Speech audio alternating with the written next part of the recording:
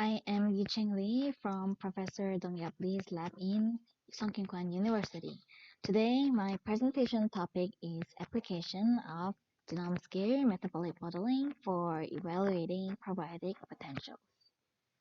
Firstly, I will start with an introduction to probiotics and modeling approaches. Then I will carry on to the concept proposed in this work.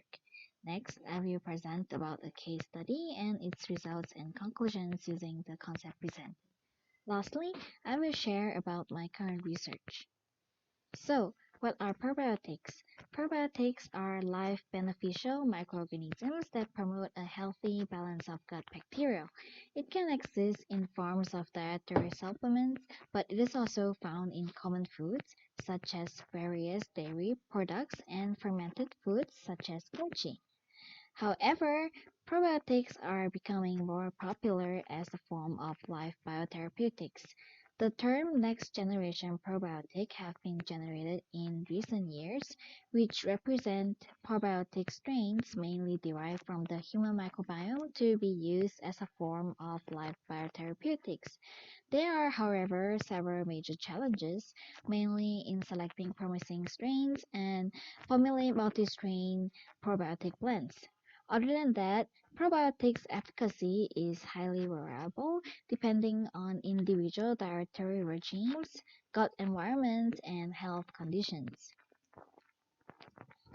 To evaluate a potential strain for its probiotic capabilities, we organized several major criteria from various publications over the decade. First and foremost, a strain's metabolic traits such as its growth rate, metabolic pathways, and condition-specific metabolic states should be characterized. Next, its stability, mainly its ability to survive and maintain probiotic functions under acidic conditions in the gastrointestinal tract, is also critical for probiotic efficacy. To ensure the safety of such probiotic products, a strain's possibility of violence or toxigenicity, including risk of horizontal gene transfer of antibiotic-resistant genes, should also clearly be determined. For probiotic to produce long-lasting effects, the ability to colonize the gut by adhesion and utilization of local nutrients is also very important. Next, most probiotics also produce postbiotics, which are metabolites with antimicrobial, antioxidant, or immune modulatory functions. Lastly, probiotics efficacy varies with its interaction with the gut microbiome by metabolic exchanges and interactions between gut microbiomes, which may lead to emergent metabolic traits. Given the various criteria in probiotic evaluation, it is necessary to build a systematic evaluation framework to evaluate the growing number of potential probiotic strains.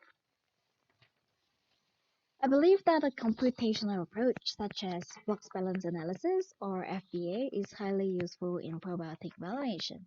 FBA is a mathematical method to simulate metabolism in a genome-scale reconstruction of metabolic networks and predict the growth rate of an organism or the rate of production of a certain metabolite under different environmental constraints. To do such simulations, a genome-scale metabolic model should be built by reconstructing the network of biochemical reactions accessed from the genome information of a target strain. This network of biochemical reactions mainly look like the figure on the right. Until now, there have been more than 26 strain-specific probiotic models built in the last decade that we can highly utilize in such frameworks.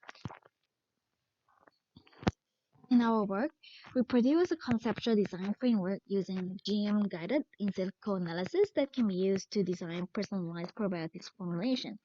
In this framework, probiotic candidates can be evaluated based on 5 criteria: metabolic traits, stability, safety, colonization, and postbiotics by in silico analysis of GMs. In parallel, a library of the healthy gut microbiome is established as a reference from available resources such as the Human Microbiome Project and compared with an individual compositional profile from a sample.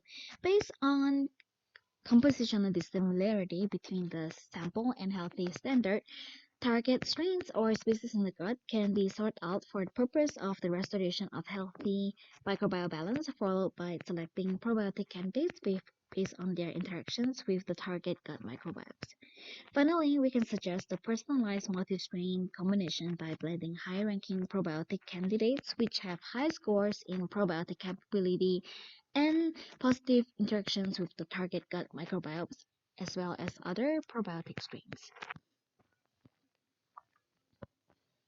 As a case study for the application of computational framework in evaluating gut microbiome interaction, we applied these methods to normal and type 2 diabetes patients. We first retrieved gut microbiome profiles and calculated the relative abundance of each species in each sample. Next, we mapped gut microbiome members to corresponding Agora models, which is a resource of semi-automatic reconstructions of 818 strain-specific human gut microbiomes. Lastly, a community model is built by combining such models using the computational framework MyCom. To simulate the addition of probiotic strains, we added the GMs of three probiotic strains, Lactobacillus plantarum, Lactococcus lactis, and Streptococcus thermophilus into the community model in single strain, pairs, and triplets at an amount relative to 1% gut composition. Next, we perform flux balance analysis to obtain metabolic flux exchange profiles. After obtaining the metabolic flux of each gut member as a result, we compare the flux value of short-chain fatty acids, which is an indicator of type 2 diabetes. As a result, we can obtain profiles for each sample in each situation, such as the figure on the right. After comparing all samples, we can find that the probiotic efficacy is highly specific as robust metabolic interactions are only shown in certain samples to specific probiotic formulation. Hence, using this profile, we can suggest the most well-performing probiotic formulation for each person. Other than that, we also found that probiotics not only acts as an SCFA producer, but also simulates SCFA production of other gut microbiomes. In a nutshell, it is necessary to personalize probiotic formulation to maximize health benefits. Here, application of computational gut microbiome modeling framework can help evaluate probiotic efficacy in a single or multi-strain setting, while the addition of more probiotic GMs, such frameworks can provide insights to multi-strain probiotic formulation. Lastly, I would like to shortly introduce the current research works in my lab, the Process Design and Systems Engineering Lab in Songkyeong University, where we work on gut microbiome modeling, probiotic genome scale metabolic modeling for the metabolic characterization and bioprocess optimization of probiotic strains. We are also working with various companies. This is a list of reference used in this work. Thank you for listening.